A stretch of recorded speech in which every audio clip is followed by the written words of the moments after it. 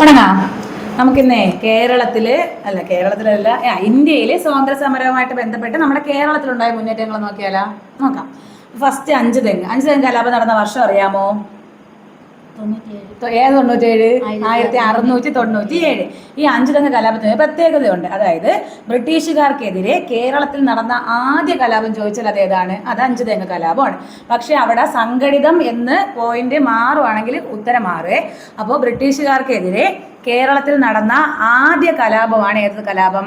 അഞ്ച് തെങ്ങ് കലാപം. നടന്ന വർഷം 1697. 1697 നടന്നത്. ഇതിനൊരു പ്രധാനപ്പെട്ട കാരണം എന്താണെന്ന് പല പ്രാവശ്യം ചോദിച്ചിട്ടുണ്ട്. എന്താണ് പറഞ്ഞു നോക്കിയേ? കുരുമുളകിന്റെ വ്യാപാര കുത്തക ആര് സ്വന്തമാക്കി? ബ്രിട്ടീഷുകാർ സ്വന്തമാക്കി. അപ്പൊ കുരുമുളകിന്റെ വ്യാപാര കുത്തക ബ്രിട്ടീഷുകാർ സ്വന്തമാക്കിയതാണ് അഞ്ച് തെങ്ങ് കലാപത്തിന്റെ പ്രധാനപ്പെട്ട കാരണം. ഇനി ഈ ഇംഗ്ലീഷ് ഈസ്റ്റ് ഇന്ത്യ കമ്പനിക്ക് വേണാട്ടിലുണ്ടായിരുന്ന ഏറ്റവും പ്രധാനപ്പെട്ട പണ്ടകശാല ചോദിച്ച ഏതാണ്? അത് ഈ അഞ്ച് തെങ്ങാണ് കേട്ടോ. അപ്പോൾ ബ്രിട്ടീഷ് ഈസ്റ്റ് ഇന്ത്യ കമ്പനി അല്ലെങ്കിൽ ഇംഗ്ലീഷ് ഈസ്റ്റ് ഇന്ത്യ കമ്പനിക്ക് വേണാട്ടിലുണ്ടായിരുന്ന ഏറ്റവും പ്രധാനപ്പെട്ട പണ്ടകശാലയാണ് അഞ്ചു തെങ്ങ്. തിരുവനന്തപുരത്ത് അഞ്ചു തെങ്ങിൽ ഇംഗ്ലീഷുകാർക്ക് വ്യാപാരശാലയും അതുപോലെ കോട്ടയും സ്ഥാപിക്കാൻ വേണ്ടി അനുവാദം നൽകിയ ഒരു വേണാട് ഭരണാധികാരിയുണ്ട്. അതാരാണ്? ഒരു ലേഡിയാണ്, ഉമയമ്മ റാണിയാണ്. അന്നത്തെ ആറ്റിങ്ങൽ റാണിയായിരുന്ന ഉമയമ്മ റാണിയാണ് ബ്രിട്ടീഷുകാർക്ക് തിരുവനന്തപുരത്ത് എന്തൊക്കെയാണ് പണ്ടകശാലയും അതുപോലെ തന്നെ കോട്ടയും പണിയാൻ വേണ്ടിയിട്ട് അനുവാദം കൊടുത്തത്. ഓക്കെ അല്ലേ? ഇനി അഞ്ചു തെങ്ങ് കോട്ടയുടെ പണി പൂർത്തിയായ വർഷം അറിയാമോ? 95. അതായത് 1695 പണി പൂർത്തിയാകുന്നു. 2 വർഷം കഴിഞ്ഞ് 1697 എന്ത് നടക്കുന്നത്? ഈ അഞ്ചു തെങ്ങ് കലാപം നടക്കുന്നത്. ഇനി ഈ അനുവാദം നേടിയെടുത്ത ഒരു ബ്രിട്ടീഷുകാരനുണ്ട്. അനുവാദം കൊടുത്തത് ആരാണ്? ഉമയമ്മ റാണിയാണ്. ഇനി ഇതിന് വേണ്ടിയിട്ട് അനുവാദം നേടിയെടുത്ത ഒരു ബ്രിട്ടീഷുകാരനുണ്ട്. അയാളുടെ പേരറിയാമോ? ജോൺ ബ്രാബോൺ. ആരാണ്? ജോൺ ബ്രാബോൺ ആണ് കേട്ടോ. ജോൺ ബ്രാബോൺ കോട്ട പണിയാൻ വേണ്ടി അനുവാദം നേടിയെടുത്ത ഇംഗ്ലീഷുകാരൻ ആരാണെന്ന് ചോദിച്ചാൽ ആരാണ്? അത് ജോൺ ബ്രാബോൺ ആണ്. ജോൺ ബ്രാബോൺ. ഇനി ഈ പണ്ടകശാല തുറന്ന വർഷം, അപ്പൊ ഇതിനൊക്കെ കുറെ നാള് മുന്നേ പണ്ടകശാല തുറന്നു. പണ്ടകശാല തുറന്നത് 1684 1684 പണ്ടകശാല തുറന്നു. കോട്ടയ്ക്ക് അനുമതി കിട്ടുന്നത് 1690. കോട്ട പണിയുന്നത് 1695. വിപ്ലവം നടക്കുന്നത് 1697. അപ്പൊ ഈ ഒരു 4 വർഷങ്ങൾ ഓർത്ത് വയ്ക്കുക. പണ്ടകശാല തുറന്നത് 1684. ഇനി പണ്ടകശാലയ്ക്ക് അനുമതി, കോട്ട കെട്ടാൻ വേണ്ടി അനുമതി കിട്ടിയത് 1690. കോട്ട പണി പൂർത്തിയായത് 1695. വിപ്ലവം നടക്കുന്നത് 97. ഓക്കെ അല്ലേ? ഈ അങ്ങനെയാണ് അഞ്ച് തെങ്ങ് എവിടെയാണ്? തിരുവനന്തപുരത്താണ്. നമ്മുടെ സ്വന്തം തിരുവനന്തപുരത്താണ് അഞ്ച് തെങ്ങ്. അപ്പൊ ഇത്രയാണ് ബ്രിട്ടീഷുകാർക്കെതിരെ കേരളത്തിൽ നടന്ന ആദ്യ കലാപമായ അഞ്ച് തെങ്ങ് കലാപത്തെ കുറിച്ച് പറയാനുള്ളത്. ഓക്കെ അല്ലേ? ഇനി അടുത്ത് നമ്മൾ പറയുന്നത് ബ്രിട്ടീഷുകാർക്കെതിരെ കേരളത്തിൽ നടന്ന ആദ്യത്തെ സംഘടിത കലാപം അതേതാണ്? അത് ആറ്റിങ്ങൽ കലാപമാണ്. അപ്പോൾ ബ്രിട്ടീഷുകാർക്കെതിരെ കേരളത്തിൽ നടന്ന ആദ്യ കലാപം അഞ്ച് തെങ്ങ് കലാപവും കേരളത്തിൽ നടന്ന ആദ്യ സംഘടിത കലാപം ചോദിച്ചാൽ അതേതാണ്? അത് ആറ്റിങ്ങൽ കലാപം. ആറ്റിങ്ങൽ കലാപം നടന്ന വർഷം 1721 ആറ്റിങ്ങൽ കലാപം നടക്കുന്നത്. ഈ ആറ്റിങ്ങൽ കലാപം നടക്കുമ്പോഴത്തേക്കും വേണാട് ഭരണാധികാരി ആരാണെന്ന് അറിയാമോ? ആദിത്യവർമ്മയാണ്. ആദിത്യവർമ്മ. അപ്പോൾ ആറ്റിങ്ങൽ കലാപം നടക്കുന്ന സമയത്ത് വേണാട് ഭരണാധികാരി ആരായിരുന്നു? ആറ്റിങ്ങൽ കലാപം. ഈ ആറ്റിങ്ങൽ കലാപം 1721 ഡേറ്റ് അറിയാവോ എന്താണെന്ന്? ഏപ്രിൽ 15. ഏപ്രിൽ 15 1721 ഏപ്രിൽ 15 ആറ്റിങ്ങൽ കലാപം നടക്കുന്നത്. ഈ ആറ്റിങ്ങൽ കലാപത്തിൽ കൊല്ലപ്പെട്ട ഒരു ബ്രിട്ടീഷ് ഉദ്യോഗസ്ഥനുണ്ട്. പേരറിയാവോ? ഗിഫോർഡ്. അതായത് 150ഓളം വരുന്ന ഒരു ബ്രിട്ടീഷ് പട്ടാളം എന്ത് ചെയ്യുന്നുണ്ട്? ഇതിനകത്ത് കൊല്ലപ്പെടുന്നുണ്ട്. റാണിക്ക് കുറെ മറ്റേ സമ്മാനങ്ങളായിട്ട് പോകുമ്പോഴത്തേക്കും അത് അവിടുത്തെ ആൾക്കാർക്ക് പിടിക്കൂല. കൊണ്ടുപോകുന്നതുകൊണ്ട് അപ്പോ നൈസിന് എന്ത് ചെയ്ത് ഇവന്മാരെ ആക്രമിക്കുന്നു. 150 കൊല്ലം. അതിൽ പ്രധാനപ്പെട്ട ഒരു ബ്രിട്ടീഷ് ഉദ്യോഗസ്ഥനാണ് ആര്? ഗിഫോർഡ്. ഗിഫോർഡ്. അതുവരെ ഓക്കെ അല്ലേ? ഓക്കെ. ഇനി നോക്കിയോ, ഈ ബ്രിട്ടീഷുകാർ ആറ്റിങ്ങൽ റാണിക്ക് നൽകിയിരുന്ന പാരിതോഷികം ഇടനിലക്കാരെ ഒഴിവാക്കി. അതുകൊണ്ടാണ് ഇവരെന്ത് ചെയ്തത്? ഈ ഒരു വിപ്ലവം നടത്തുന്നത്. നമ്മൾ നേരത്തെ പറഞ്ഞായിരുന്നില്ല. തലശ്ശേരിയിൽ നിന്നുള്ള, അപ്പൊ ഇത് ചോദിച്ചിട്ടുണ്ട് കേട്ടോ, എവിടെ നിന്നുള്ള ബ്രിട്ടീഷ് സൈന്യമാണ് ആറ്റിങ്ങൽ കലാപം അടിച്ചമർത്തിയത്? തലശ്ശേരി. പല പ്രാവശ്യം ചോദിച്ചിട്ടുള്ള ക്വസ്റ്റ്യൻ ആണ്. അപ്പൊ എന്താണ്? എവിടെ നിന്നുള്ള ബ്രിട്ടീഷ് സൈന്യമാണ് ആറ്റിങ്ങൽ കലാപം അടിച്ചമർത്തിയത്? തലശ്ശേരി. നമ്മൾ അതിനകത്ത് നിന്ന് ബ്രിട്ടൻ എന്നൊക്കെ ഉത്തരത്തിൽ കാണും. അപ്പൊ നമ്മൾ അതിലോട്ട് പോകും. അപ്പൊ തലശ്ശേരിയിൽ നിന്നുള്ള ബ്രിട്ടീഷ് സൈന്യമാണ് ഈ ആറ്റിങ്ങൽ കലാപത്തെ അടിച്ചമർത്തുന്നത്. ഈ കലാപാനന്തരം ഒരു ഉടമ്പടി 2 വർഷത്തിന് കഴിഞ്ഞ് ഒപ്പുവയ്ക്കുന്നുണ്ട്. എന്നാണ്? അതെ തന്നെ. എന്നാണ്? 21 കലാപം നടക്കുന്നത്. 2 വർഷം കഴിഞ്ഞ് 23 1723 ഈ കലാപാനന്തരം കലാപാനന്തരം ഒരു ഉടമ്പടി ഒപ്പുവെക്കുന്നുണ്ട്. ആ ഉടമ്പടിയുടെ പേരാണ് വേണാട് ഉടമ്പടി. ഇത് ആരൊക്കെ തമ്മിലാണ് ഒപ്പുവെച്ചെന്ന് അറിയാമോ? അലക്സാണ്ടർ ഓമും. അപ്പൊ അലക്സാണ്ടർ ഓമും മാർത്താണ്ഡവർമ്മയും തമ്മിലാണ് ഒപ്പുവെക്കുന്നത്. അതിനകത്ത് മാർത്താണ്ഡവർമ്മ ആരായിട്ടാണ് ഒപ്പുവെക്കുന്നതെന്ന് അറിയാമോ? നെയ്യാറ്റിൻകരയുടെ രാജകുമാരൻ എന്ന പേരിലാണ് മാർത്താണ്ഡവർമ്മ ഈ ഉടമ്പടിയിൽ ഒപ്പുവെക്കുന്നത്. അതിനുശേഷം 1729 മാർത്താണ്ഡവർമ്മ നമ്മുടെ രാജാവായിട്ട് സ്ഥാനാരോഹണമൊക്കെ ചെയ്യുന്നത്. അപ്പൊ അതിനു മുന്നേ തന്നെ നെയ്യാറ്റിൻകരയുടെ രാജകുമാരൻ എന്ന പേരിൽ ഈ വേണാട് ഉടമ്പടിയിൽ 1723 മാർത്താണ്ഡവർമ്മ ഒപ്പുവെക്കുന്നുണ്ട് കേട്ടോ. അപ്പൊ കമ്പനിക്ക് വേണ്ടി ഒപ്പുവെച്ചത് അലക്സാണ്ടർ ഓം കമ്പനിക്ക് വേണ്ടിയിട്ട് നമ്മുടെ ഇവിടെ നിന്ന് ആരാണ് നാട്ടുരാജ്യത്തെ പ്രതിനിധീകരിച്ച് മാർത്താണ്ഡവർമ്മയാണ് ഒപ്പുവെക്കുന്നത്. ഓക്കെ അല്ലേ? അപ്പോൾ ഇതിനൊരു പ്രത്യേകത ഉണ്ട് ഈ വേണാട് ഉടമ്പടിക്ക്. അതായത് ഒരു ബ്രിട്ടീഷ് ഈസ്റ്റ് ഇന്ത്യ കമ്പനി ഒരു രാജാവുമായിട്ട് ഒപ്പുവെക്കുന്ന ആദ്യത്തെ ഉടമ്പടിയാണ് ഈ വേണാട് ഉടമ്പടി. ഇതുവരെ അങ്ങനെ ഒരു നാട്ടുരാജാവുമായിട്ട് ബ്രിട്ടീഷുകാർ ഒപ്പുവെച്ചിട്ടില്ല. അപ്പോൾ ബ്രിട്ടീഷ് ഈസ്റ്റ് ഇന്ത്യ കമ്പനി ഒരു നാട്ടുരാജാവുമായിട്ട് ഒപ്പുവെക്കുന്ന ആദ്യത്തെ ഉടമ്പടി ചോദിച്ചാലും 1600. അപ്പോൾ ഒരു ഉടമ്പടി ഏതാണെന്ന് ചോദിച്ചാൽ ഏതാണ്? അത് വേണാട് ഉടമ്പടിയാണ്. ഈ ഉടമ്പടിയിൽ തിരുവിതാംകൂറിന്റെ സ്വന്തം ചെലവിൽ ഇംഗ്ലീഷുകാർ കുളച്ചൽ ഒരു കോട്ട കെട്ടിക്കൊടുക്കാമെന്ന് ഏറ്റി കേട്ടോ. അതായത് നമ്മുടെ തിരുവിതാംകൂർ ചെലവിൽ എന്ത് ചെയ്യാം, ഒരു കോട്ട കെട്ടിക്കൊടുക്കാന്ന് പണിതു. കുളച്ചൽ ഒരു കോട്ട കൊടുക്കാന്ന് പറഞ്ഞു. അപ്പൊ കുളച്ചലായിട്ട് ബന്ധപ്പെട്ട് കുളച്ചൽ യുദ്ധം നടക്കുന്നുണ്ടല്ലേ? ആരൊക്കെ തമ്മിലാണ്? മാർത്താണ്ഡവർമ്മയും ഡച്ചുകാർ. ആര് ജയിക്കും? മാർത്താണ്ഡവർമ്മ ജയിക്കും. അതിലൊരാളെ പിടിച്ച് നമ്മളിങ്ങ് എടുക്കും. ഡിലനോ. പിന്നീട് എങ്ങനെ അറിയപ്പെടും? തിരുവിതാംകൂർ വലിയ കപ്പിത്താൻ എന്നറിയപ്പെടും. നമ്മൾ ഇവിടെ തടവിലൊക്കെ ആക്കിയിട്ട് അവസാനം ഒരു കോട്ടയൊക്കെ പണിത് കൊടുക്കും. ഓക്കെ. അപ്പോ ഈ പഴശ്ശി യുദ്ധങ്ങൾ അടുത്ത നമ്മൾ ഈ നമ്മുടെ ആറ്റിങ്ങൽ കലാപത്തിനെ കുറിച്ച് നമുക്ക് ഇത്ര തന്നെ മെയിനായിട്ട് പറയാനുള്ളൂ. 1521 നടന്നു. ആദിത്യവർമ്മയായിരുന്നു രാജാവ്. പിന്നെ ഗിഫോർഡ്, കൊല്ലപ്പെട്ട ഉദ്യോഗസ്ഥനെ ചോദിച്ച ഗിഫോർഡ്. അത് കഴിഞ്ഞിട്ട് കലാപാനന്തരം ഒപ്പുവെച്ച ഉടമ്പടിയാണ് വേണാട് ഉടമ്പടി. വർഷം സ്ഥിരമായിട്ട് ചോദിക്കാം 1723 അലക്സാണ്ടർ ഓമും മാർത്താണ്ഡവർമ്മയും തമ്മിൽ. ഇനി അത് നമ്മൾ മെയിനായിട്ട് കേരളത്തിലുണ്ടായ കലാപങ്ങളോട് പോകുമ്പോഴാണ് പഴശ്ശി കലാപം. അതിന്റെ ഒരു 10 വർഷത്തെ നീണ്ട കലാപമാണ്. എന്ന് മുതൽ എന്ന് വരാം? 1793 മുതൽ 805 വരെ. മൊത്തം ഒരു 10 വർഷം ഇങ്ങനെ നീണ്ടു നിൽക്കുന്നുണ്ട്. 1793 മുതൽ 805 വരെ. അതില് സമരം 2 വർഷമേ ഉള്ളൂ. 5 വർഷത്തെ 2 വിപ്ലവങ്ങളാണ്. അപ്പൊ ഒന്നാം പഴശ്ശി വിപ്ലവം നടക്കുന്ന വർഷം എന്ന് മുതൽ എന്ന് വരെ? 1793 മുതൽ 97 വരെ. അപ്പൊ ഒന്നാം പഴശ്ശി കലാപം 5 വർഷമാണ്. 1793 മുതൽ 97 വരെ.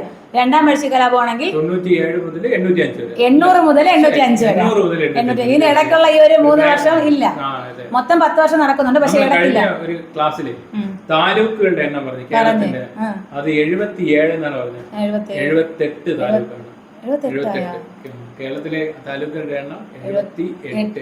കേട്ടോ, കേൾക്കുന്നവരെ വീണ്ടും കേൾക്കുകയാണെങ്കിൽ ഒന്ന് ശ്രദ്ധിച്ചോ. അവര് 2-3 പേര് കമന്റ് ചെയ്ത് 78 ആണെന്ന് അപ്ഡേറ്റ് ആയതാണല്ലേ? ഓക്കെ. അപ്പൊ പഴശ്ശി വിപ്ലവം നടക്കുന്നത് 1793 മുതൽ 1805 വരെയാണ്. 2 ഘട്ടങ്ങളിലായിട്ട് നടക്കുന്നുണ്ട്. ഒന്നാം പഴശ്ശി കലാപമാണെങ്കിൽ 1793 to 97, രണ്ടാണെങ്കിൽ 1800 1805 വരെ. ഓക്കെ. പഴശ്ശിരാജയുടെ രാജവംശം ചോദിച്ചാൽ ഏതാണ്? വടക്കോട്ട് പോകണ്ട, തീരെ കോട്ടയം. അപ്പൊ കോട്ടയം രാജവംശത്തിലെ അംഗമാണ് ആര്? പഴശ്ശിരാജ കേട്ടോ. പഴശ്ശിരാജ ഉണ്ട്, ചോദിച്ചിട്ടുണ്ട്. നമ്മൾ മറ്റേ കണ്ണൂരിലോട്ടും തലശ്ശേരിയിലോട്ടൊക്കെ പോകും, അങ്ങനെ തന്നെ വരുള്ളൂ. അപ്പൊ നമ്മളത് ഓർക്കുക. പഴശ്ശി രാജാവ് ഏത് രാജവംശത്തിലുള്ള ആളാണ്? അത് കോട്ടയം രാജവംശമാണ്. പഴശ്ശിരാജയുടെ യഥാർത്ഥ പേരെന്താണ്? കോട്ടയം കേരളവർമ്മ പഴശ്ശി. ഓക്കെ അല്ലേ? ഇനി ദക്ഷിണേന്ത്യയിൽ ബ്രിട്ടീഷുകാർക്കെതിരെ നടന്ന യുദ്ധങ്ങളിൽ ഏറ്റവും ശക്തമായ യുദ്ധങ്ങളാണ് പഴശ്ശി വിപ്ലവമാണ് കേട്ടോ. ദക്ഷിണേന്ത്യ എങ്ങനെ ലാസ്റ്റ് പാവം മരിച്ചു. അപ്പോൾ ദക്ഷിണേന്ത്യയിൽ ബ്രിട്ടീഷുകാർക്ക് എതിരെ നടന്ന യുദ്ധങ്ങളിൽ ഏറ്റവും പ്രധാനപ്പെട്ട യുദ്ധങ്ങൾ ചോദിച്ചാൽ അത് ഈ പഴശ്ശി യുദ്ധങ്ങളാണ്. ഇനി പഴശ്ശി രാജ അറിയപ്പെടുന്ന മറ്റു പേരുകളുണ്ടല്ലോ. ബ്രിട്ടീഷുകാർ പറഞ്ഞ പേരുകൾ പൈച്ചി രാജ, പിന്നെ കൊട്ടയോട്ട് രാജ എന്നൊക്കെ അറിയപ്പെടുന്ന ആരെയാണ്? പഴശ്ശി രാജ. എഴുതി വെച്ചിട്ടുണ്ട്. കഴിഞ്ഞ ദിവസം ഒരു സംഭവം കേട്ടോ. എന്താണ്?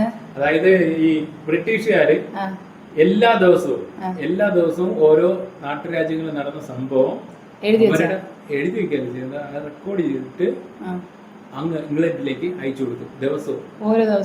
അതായത് ഇവിടുന്ന് മുംബൈയിലല്ലേ അവരുടെ മെയിൻ, കൊൽക്കത്തയിലല്ലേ അവിടെ അയച്ചു കൊടുത്തിട്ട് അവിടെ നിന്ന് നേരെ സംഭവം എല്ലാ വിവരവും ഉണ്ടെന്നാണ് പറയുന്നത്. അവരുമായിട്ട് ബന്ധപ്പെട്ട് എവിടെയൊക്കെ നടന്നിട്ടുള്ള എല്ലാ വിവരവും അവരെഴുതി വെച്ചിട്ടുണ്ട്. അതുമല്ല ഈ തിരുവിതാംകൂർ രാജവംശത്തിൽ ദിവസവും നടന്നിട്ടുള്ള സംഭവങ്ങൾ വരെ ഉണ്ടെന്ന് പറഞ്ഞു. അങ്ങനെയാണെങ്കിൽ തിരുവിതാംകൂർ രാജാക്കന്മാരുടെ കൊട്ടാരത്തില് അവരുടെ ആൾക്കാരുണ്ടായിരുന്നതാണ് അർത്ഥം. മനസ്സിലായില്ലേ? അത് തന്നെ നമ്മൾ സിനിമ ലുക്കല്ലേ കണ്ടപടി. ഒന്നാം പഴശ്ശി വിപ്ലവം നമ്മൾ പറഞ്ഞു 1793 മുതൽ 97 വരെ. എന്തായിരുന്നു അതിന്റെ പ്രധാനപ്പെട്ട കാരണം? നികുതി. ബ്രിട്ടീഷുകാരുടെ തെറ്റായ നികുതി പരിഷ്കാരങ്ങളാണ് ഒന്നാം പഴശ്ശി കലാപത്തിന്റെ പ്രധാനപ്പെട്ട കാരണം. ഈ പഴശ്ശിരാജ ടിപ്പുവിനെതിരായ യുദ്ധങ്ങളിൽ ഇംഗ്ലീഷുകാരെ സഹായിച്ചിരുന്നു കേട്ടോ. ആദ്യം പഴശ്ശിരാജ സംഭവം ബ്രിട്ടീഷുകാരെ കൂടെ നിന്ന് അവസാനം അവന്മാർ തേച്ചപ്പോഴാണ് തിരിച്ചു കൊടുത്തത്. അങ്ങനെയാണ് സംഭവം. അപ്പൊ ആദ്യം ടിപ്പുവിനെതിരെയുള്ള യുദ്ധങ്ങളിൽ ഈ പഴശ്ശിരാജ ആരെ സഹായിച്ചിരുന്നു? ബ്രിട്ടീഷുകാരെ സഹായിച്ചിരുന്നു. എന്നാൽ ടിപ്പു ഇതിൽ നിന്ന് പിൻവാങ്ങിയ സമയത്ത് കമ്പനിയുടെ ഉദ്യോഗസ്ഥന്മാർ പഴശ്ശിരാജയെ എന്ത് ചെയ്തു? അവഗണിച്ചു. അങ്ങനെയാണ് പഴശ്ശിരാജ എന്ത് ചെയ്യുന്നത്? ഈ ബ്രിട്ടീഷുകാർക്കെതിരെ ഇത് കൊടുത്ത്. അതായത് ഈ അവിടെ മലബാറില് നികുതി പിരിക്കാനുള്ള അവകാശം പഴശ്ശിരാജയ്ക്ക് കൊടുത്തില്ല. പകരം പഴശ്ശിരാജയുടെ അമ്മാവന് കൊടുത്തു. അത് പഴശ്ശിരാജയ്ക്ക് അങ്ങോട്ട് ഇഷ്ടപ്പെട്ടില്ല. ഓക്കെ. അദ്ദേഹത്തിന്റെ അമ്മാവൻ ആരാണെന്നറിയാമോ? കുറുമ്പ്രനാട്ട് രാജാവാണ്. ഈ കുറുമ്പ്രനാട്ട് രാജാവിനാണ് അവിടെ നികുതി പിരിക്കാനുള്ള അധികാരം കൊടുക്കുന്നത്. ഇഷ്ടപ്പെട്ടില്ല. അങ്ങനെയാണ് ഈ ബ്രിട്ടീഷുകാർക്കെതിരെ എന്ത് ചെയ്യുന്നത്? പഴശ്ശി രാജാവ് തിരിയുന്നത്. ഓക്കെ അല്ലേ? അങ്ങനെ നോക്കിയോ, ഈ രാജാവിന്റെ ഇങ്ങനെ ഇതിന്റെ ഫലമായിട്ട് പ്രക്ഷോഭങ്ങൾ ശക്തമാവുകയും 1795 ജൂൺ 28 പഴശ്ശി രാജാവ് എല്ലാ നികുതി പിരിവ് എന്ത് ചെയ്തു? നിർത്തിവയ്പ്പിച്ചുകൊണ്ട് ഒരു ഇത് വന്നു. ഇതിനെ വെല്ലുവിളിച്ച് ബ്രിട്ടീഷുകാരെ വെല്ലുവിളിച്ചു. അവിടുത്തെ എല്ലാ നികുതിയും നിർത്തിവെച്ചുകൊണ്ട് ബ്രിട്ടീഷുകാർക്കെതിരെ പഴശ്ശി രാജാവ് വെല്ലുവിളിക്കുന്നു 1795. ഇങ്ങനെയാണ് ഈ ഒന്നാം പഴശ്ശി വിപ്ലവം ഇത്ര ശക്തമായിട്ട് മാറുന്നത്. അങ്ങനെ ഈ പഴശ്ശി രാജാവിനെ നേരിടാൻ വേണ്ടിയിട്ട് മലബാറിൽ നിന്നും അതുപോലെ തെക്കൻ കാനറയിൽ നിന്നും മൈസൂരിലേക്ക് പട്ടാളങ്ങളുമായിട്ട് ഒരു സർവ്വ സൈന്യാധിപനായിട്ട് ഇങ്ങോട്ടേക്ക് ആര് വരുന്നുണ്ട്? ആർത്തിക്കാരൻ വെല്ലസ്ലി. Arthur Wellesley.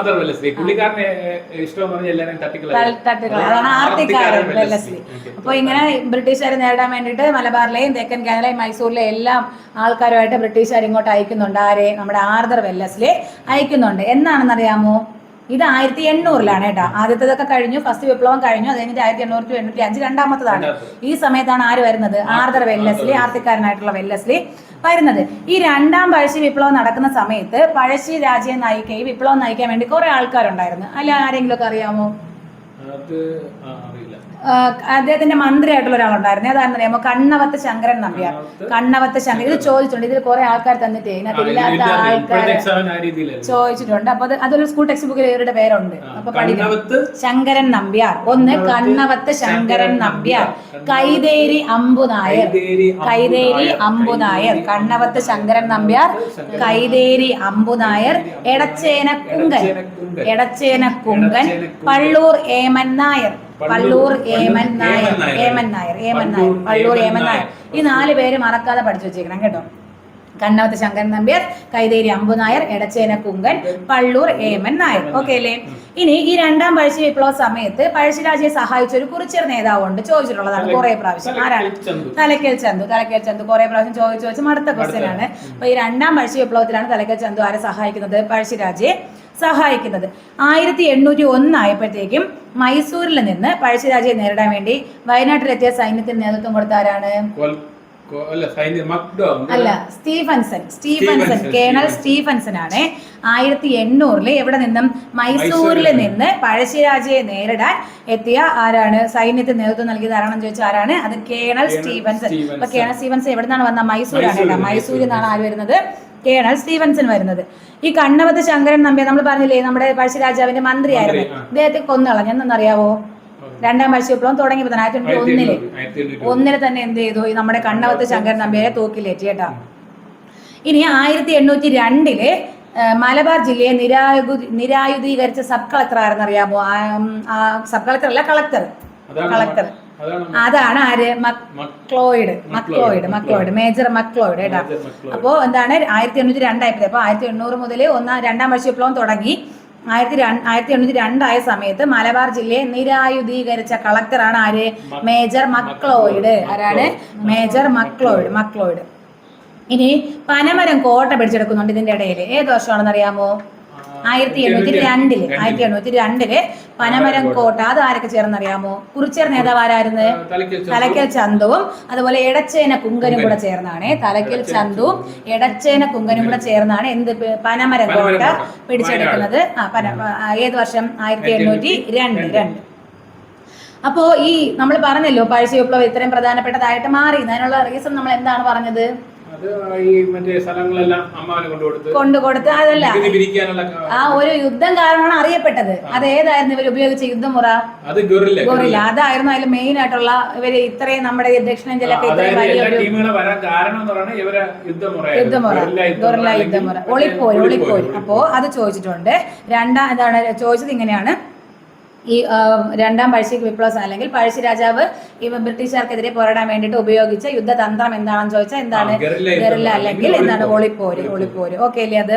ഇനി പഴശ്ശി രാജ വെടിയേറ്റ് മരിച്ചെന്നും വജ്രമോതിരം വിഴുങ്ങി മരിച്ചെന്നൊക്കെ നമ്മുടെ സർക്കാർ കെ എം പണിക്കർ പറയുന്നുണ്ട്. എന്നാണ് മരിച്ചത്? 1905 നവംബർ 30. ഒരു ജനുവരി 30-നും അതുപോലെ ഒരാൾ മരിക്കുന്നുണ്ട്, ഗാന്ധിജി. എന്ന് 1948 ജനുവരി 30. അതുകൊണ്ട് ജനുവരി 30 കുഷ്ഠരോഗ നിർമ്മാർജ്ജന ദിനം. നാഥുറാം വിനായക് ഗോഡ്സെ എന്ന ജർമ്മൻ നിർമ്മിത മതഭ്രാന്തനായ നാഥുറാം വിനായക് ഗോഡ്സെ വെടിവെച്ച് കൊന്നു. അവസാനം പറഞ്ഞ വാക്ക് ഹേറാം. ഞാൻ ഈ ഹേറാമെ തെറ്റിദ്ധരിച്ച് വെച്ചിരുന്നു.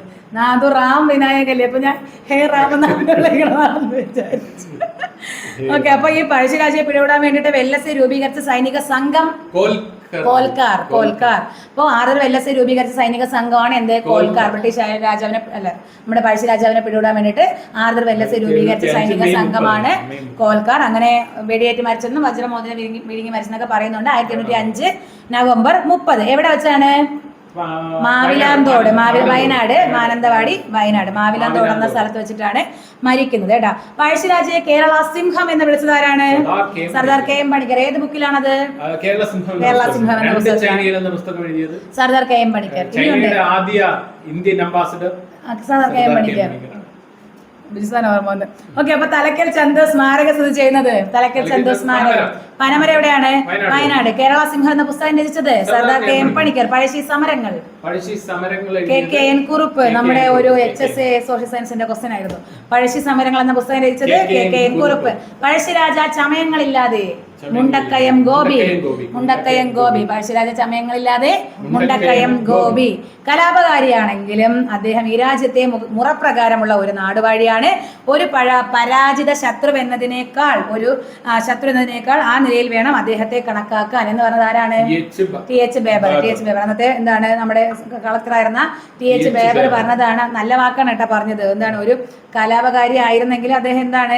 മുറപ്രകാരമുള്ള ഒരു നാടുവാഴിയാണ്. ഒരു പരാജിത ശത്രുവിനേക്കാൾ ഒരു എന്താണ് നല്ല രീതിയിൽ വേണം അദ്ദേഹത്തിനെ കാണാൻ എന്ന് പറഞ്ഞതാണ് TH ബേബറാണ് പറഞ്ഞത്. പഴശ്ശി സ്മാരകം എവിടെയാണ്?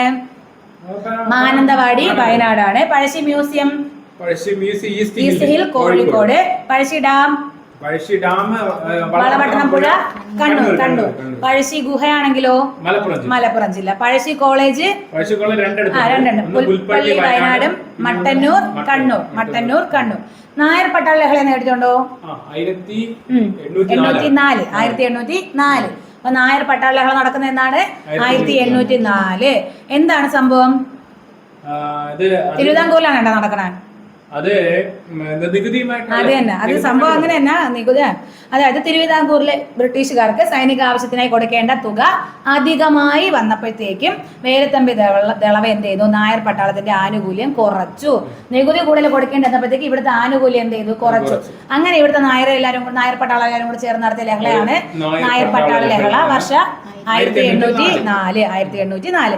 അപ്പോൾ അത് ഇമ്പോർട്ടന്റ് ആണ്. അതും കൂടെ ഒന്ന് പഠിച്ചു വെച്ചേക്കാം. കുണ്ടറ വിളംബരം എന്നാണ്? കുണ്ടറ വിളംബരം 1809. 1809. എന്തിനാണ് കുണ്ടറ വിളംബരം പുറപ്പെടുവിച്ചതെന്ന് അറിയാമോ? ഇവന്മാർക്കെതിരെ തന്നെ ബ്രിട്ടീഷുകാരുടെ ദുർഭരണത്തെ തിരുവിതാംകൂറിൽ നിന്ന് അമർച്ച ചെയ്യാൻ വേണ്ടിയിട്ട് വേലുത്തമ്പി ദളവ പുറപ്പെടുവിച്ചതാണ് എന്ത്? കുണ്ടറ വിളംബരം. കറക്റ്റ് എന്നാണ്? 1809 ജനുവരി 11. ജനുവരി 12 യുവജന ദിനം. വിവേകാനന്ദൻ. ഒക്ടോബർ 15 വിദ്യാർത്ഥി ദിനം. ലോക വിദ്യാർത്ഥി ദിനമാണല്ലേ? ലോക വിദ്യാർത്ഥി ദിനം. ആരാ? Missile man of India rocket man of India എന്നറിയപ്പെടുന്നത് Sivan, K Sivan. Missile woman of India എന്നറിയപ്പെടുന്നത് ടെസി തോമസ്. ടെസി തോമസ്. ഇനി ഒരു വനിതയും കൂടെ ഉണ്ടല്ലോ, റോക്കറ്റ് വുമണാണ്, അത് മറന്നു. ഓക്കെ. അപ്പൊ കുണ്ട്ര വിളംബരം നടത്തിയ സ്ഥലം ഇളമ്പല്ലൂർ ക്ഷേത്രം. കുണ്ട്ര എവിടെയാണ്? കൊല്ലം. ഓക്കെ. അപ്പോൾ ഇളമ്പല്ലൂർ ക്ഷേത്രത്തിൽ വെച്ചാണ്. ഇതിനെ തുടർന്ന് കൊല്ലത്ത് വെച്ചൊരു സമരം നടക്കുകയും ആ സമരത്തിൽ ബ്രിട്ടീഷ് സൈന്യം ദളവയുടെ വസതി തകർക്കുകയും പ്രക്ഷോഭക്കാർക്ക് വമ്പിച്ച ആൾനാശം ഉണ്ടാക്കുകയൊക്കെ ചെയ്തു കേട്ടോ. ഇങ്ങനെ കുണ്ട്ര വിളംബരം നടത്തിയതിന്റെ ഭാഗമായിട്ട് ബ്രിട്ടീഷുകാർ തിരിച്ച് ഇവരെ ആക്രമിക്കുന്നുണ്ട്. അങ്ങനെ വേലുത്തമ്പിയെ നേരിടാൻ വേണ്ടിയിട്ട് തിരുവിതാംകൂറിലെത്തിയ ഒരു ബ്രിട്ടീഷ് സൈന്യത്തെ നയിച്ചത് ആരാണെന്ന് അറിയാമോ? വേലുത്തമ്പിയെ നേരിടാൻ വേണ്ടിട്ട് വന്ന അല്ല, കേണൽ ലീഗർ ആണ്. കേണൽ ലീഗർ. അപ്പൊ ലീഡർ ആയിട്ട് ഒരാൾ വന്നെന്ന് ഓർത്താൽ മതി. വേലുത്തമ്പിയെ നേരിടാൻ വേണ്ടിട്ട് തിരുവിതാംകൂറിൽ കുറച്ച് ബ്രിട്ടീഷുകാർ എത്തുന്നുണ്ട്. അതിനെ സൈന്യത്തെ നയിച്ചത് ആരാണ്? കേണൽ ലീഗർ ആണ്. അപ്പോ ഇത്ര ഒക്കെ അല്ലേ? മലബാർ ജില്ലാ കോൺഗ്രസ് ഏറ്റവും പ്രധാനപ്പെട്ട. അതിന് മുന്നേ നമുക്ക് കുറിച്യ കലാപം കൂടെ നോക്കാം. കുറിച്യ കലാപം നടന്ന വർഷം എന്നാണ്? 1812. നമ്മൾ ഓർഡറിന് വരികയാണെങ്കിൽ കുറിച്യ കലാപം 1812. ആരാണ് പ്രധാന നേതാവ്? രാമനമ്പി. ആരാണ്? രാമനമ്പി. എന്തായിരുന്നു മുദ്രാവാക്യം? വട്ടത്തൊപ്പിക്കാരെ നാട്ടിൽ നിന്ന് എന്ത് ചെയ്യണം? പുറത്താക്കണം. പുന്നപ്ര വയലാർ സമരം. അറബിക്കടൽ തള്ളണം. എന്തിന് അറബിക്കടൽ തള്ളണം? അല്ല, അത് അയ്യോ, അത് കിട്ടണല്ല. അയിത്തല. അറബിക്കടൽ എന്തിനത്? നോക്ക് മറന്നുപോയി.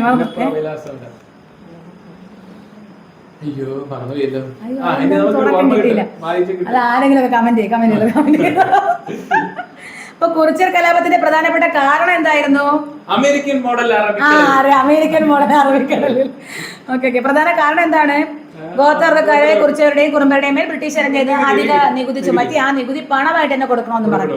അങ്ങനെയാണ് എന്ത് ചെയ്യുന്നത്? ഈ കുറിച്യരും എല്ലാവരും കൂടെ ചേർന്നിട്ട് ബ്രിട്ടീഷുകാർക്കെതിരെ കുറിച്യരും കുറുമ്പൻ ഇതെല്ലാം നികുതി ഏർപ്പെടുത്തിയ ഒരു ബ്രിട്ടീഷ് ഉദ്യോഗസ്ഥനുണ്ട്. ആരാണെന്നറിയാമോ? Thomas Warden. ആരാണ്? തോമസ് വാർഡൻ ആണ് ഈ നികുതി കുറിച്യരുടെ മേലെ നികുതി ഏർപ്പെടുത്തിയ ബ്രിട്ടീഷ് ഉദ്യോഗസ്ഥൻ. ചോദിച്ച ആരാണ്? Thomas warden. പ്രധാനപ്പെട്ട നേതാവ് ആരായിരുന്നു ഇവരുടെ? രാമനമ്പി. പിന്നെ മറ്റൊരു നേതാക്കന്മാരെ ചിലപ്പോൾ ചോദിക്കാം കേട്ടോ. വെൺകലോൻ കേളവും 1000 വീട്ടിൽ കോന്തപ്പൻ, ഇതൊക്കെ ഇവിടെ പ്രധാനപ്പെട്ട നേതാവാണ്. വെൺകലോൻ കേളു 1000 വീട്ടിൽ കോന്തപ്പൻ. വെൺകലോൻ കേളു 1000 വീട്ടിൽ കോന്തപ്പൻ. ഈ നമ്മുടെ രാമനമ്പി ആയിരുന്നല്ലോ നേതാവ്. രാമനമ്പിയെ പിടികൂടി വധിക്കുന്നുണ്ട്. എന്നാണെന്നറിയാമോ? 1812 മെയ് 1. മെയ് 1 തൊഴിലാളി ദിനം. 1812 മെയ് 1 രാമനമ്പിയെ പിടികൂടി വധിക്കുന്നുണ്ട്. അങ്ങനെ കുറിച്യ ലഹളയുടെ മുദ്രാവാക്യം വട്ടത്തൊപ്പിക്കാരെ പുറത്താക്കുക. അതറിയാം. കുറിച്യ ലഹള മൊത്തത്തിൽ അടിച്ചമർത്തി എന്നാണെന്ന് അറിയാമോ? 8 ദിവസം കഴിയുമ്പോൾ തന്നെ അടിച്ചമർത്തി. മെയ് 1 രാമനമ്പിയെ കൊല്ലുന്നു. റെഡ് ക്രോസ് ദിനം. ഹെൻറി ഡ്യൂനറ്റ്. അപ്പോ ബ്രിട്ടീഷുകാർ കുറിച്യ കലാപം അടിച്ചമർത്തി എന്നാണെന്ന് ചോദിച്ചാൽ 1812 മെയ് 8. കുറിച്യരുടെ ജീവിതവും സംസ്കാരവും എഴുതാരാണ്? കുമാരൻ വയലേരി. കുറിച്യരുടെ ജീവിതവും സംസ്കാരവും കുമാരൻ വയലേരി. ഇവിടെ നമ്മുടെ TH ബേബർ ഒരു കാര്യം പറഞ്ഞു. എന്താണ്? 1 മാസം കൂടി പിടിച്ചു നിൽക്കാൻ കലാപകാരികൾക്ക് കഴിയുമായിരുന്നെങ്കിൽ ഈ രാജ്യം അവരുടെ നിയന്ത്രണത്തിലായിരുന്നേനെ എന്ന് പറഞ്ഞ ആരാണ്? TH ബേബറാണ്. അങ്ങനെ പറഞ്ഞത് കേട്ടോ. ഇനി നമ്മൾ നേരെ കുറച്ച് ഇങ്ങോട്ട് വരികയാണെങ്കിൽ 1900 കയറാം. അപ്പോഴത്തേക്ക് നമ്മുടെ മലബാർ ജില്ലാ കോൺഗ്രസ് എത്ര എണ്ണം ഉണ്ട്? 1916 മുതൽ 20 വരെ 5 എണ്ണം. 16, 17, 18, 19, 20 ഓർഡറിൽ 5 എണ്ണം ഓർഡറിൽ തന്നെ ആളും പഠിക്കണം. അതിൽ നടന്ന സ്ഥലം പഠിക്കാൻ എന്താണ്? പാലക്കാട്ടെ കോഴിയുടെ തല വടക്കോട്ട് 5 ഡിഗ്രി തിരിഞ്ഞിരിക്കും. പാലക്കാട് കോഴിയുടെ തല വടക്കോട്ട് 5 ഡിഗ്രി തിരിഞ്ഞിരിക്കും. അതിൽ ഓർഡർ പറഞ്ഞുതരാം. പാലക്കാട്. അപ്പൊ പാലക്കാട്ടെ കോഴിയുടെ തല എന്നല്ലേ? അപ്പൊ പാലക്കാട്, കോഴിക്കോട്, തലശ്ശേരി. പാലക്കാട്ടെ കോഴിയുടെ തല വടക്കോട്ട് വടകര 5 ഡിഗ്രി 5 ഡിഗ്രി എന്നല്ലേ പറഞ്ഞ? 5 ഡിഗ്രി വടക്കോട്ട് തിരിഞ്ഞിരിക്കുമെന്ന് പറഞ്ഞത് 5 മഞ്ചേരി ഓർത്താ മതി. മഞ്ചേരി 5 അവസാനത്തത് മഞ്ചേരി. അപ്പൊ പാലക്കാട്ടെ കോഴിയുടെ തല വടക്കോട്ട് 5 ഡിഗ്രി തിരിഞ്ഞിരിക്കും. 16 മുതൽ 20 വരെ. ഇനി 16 നമ്മൾ പറഞ്ഞു പാലക്കാട് ആനി ബെസന്റ് 1917 ആദ്യമായിട്ട് INC യുടെ ആദ്യ വനിതയാണ്. കൊൽക്കത്ത സമ്മേളനം. രണ്ടാമത്തെ വനിത 25 സരോജിനി നായിഡു. സരോജിനി നായിഡുവിന്റെ പ്രത്യേകത? സരോജിനി നായിഡു ആദ്യത്തെ ഇന്ത്യൻ വനിത, ഇന്ത്യക്കാരി. ആദ്യ ഇന്ത്യ INC പ്രസിഡന്റ് ആവുന്ന ആദ്യ ഇന്ത്യക്കാരി. ഓക്കെ, സരോജിനി നായിഡു വേറെ പ്രത്യേകതയുണ്ട്. ഇന്ത്യയിലെ ആദ്യത്തെ വനിതാ ഗവർണർ, ഗവർണർ എന്നറിയപ്പെടുന്ന സരോജിനി നായിഡു. ഇന്ത്യയിലെ ആദ്യത്തെ വനിതാ മുഖ്യമന്ത്രി. മുഖ്യമന്ത്രി ഒരു കോഡ് വേണേ ഞാൻ പറയാം, അല്ല ക്ലൂ വേണേ പറഞ്ഞുതരാം. അത് ഇന്ത്യക്ക് സ്വാതന്ത്ര്യം കിട്ടുമ്പോ INC പ്രസിഡന്റ് ആയിരുന്ന ആ പേര് വെച്ചാണ് ഈ സുജേത INC പ്രസിഡന്റ് ആയിരുന്നു.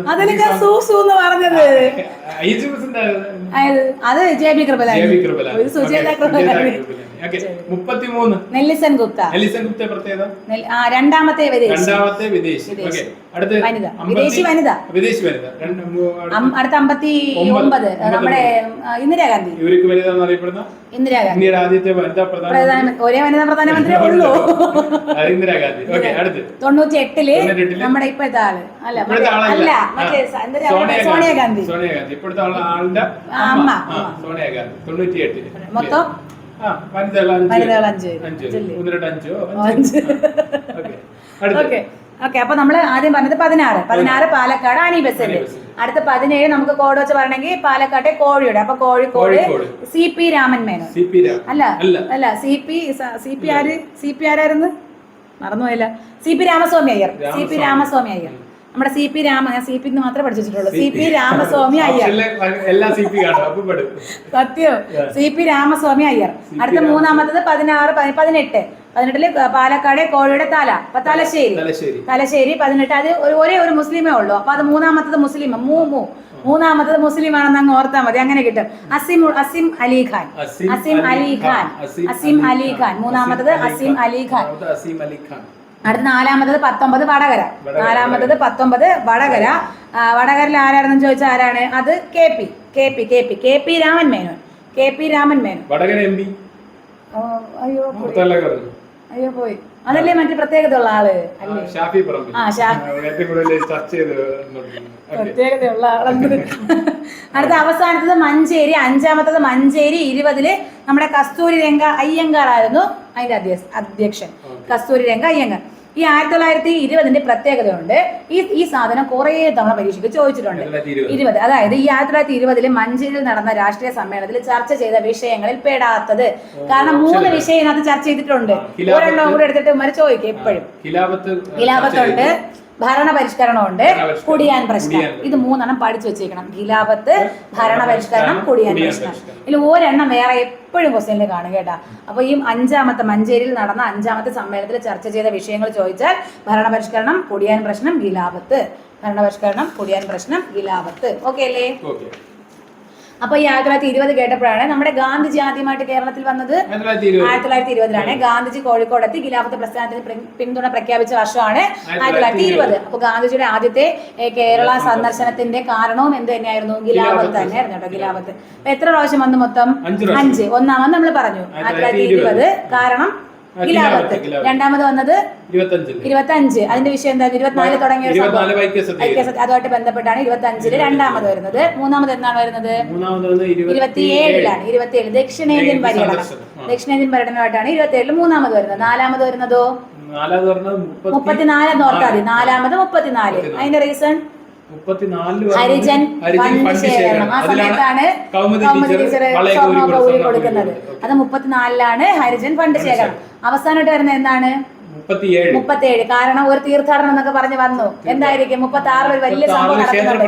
ക്ഷേത്ര പ്രവേശന വിളംബരമായിട്ട് ബന്ധപ്പെട്ടാണ് ലാസ്റ്റ് വരുന്നത് നമ്മുടെ ചിത്ര തിരുനാള് വർഷം 1936 നവംബർ 12. പക്ഷെ ഗാന്ധിജി വരുന്നത് 37. ഗാന്ധിജി അതിനെ ഒരു തീർത്ഥാടനം എന്ന് വിശേഷിപ്പിച്ചിട്ടുണ്ട്. അവസാനമായിട്ട് ഗാന്ധിജി വരുന്നത് എന്ന് തന്നെയാണ് ഈ 37 തന്നെയാണ്.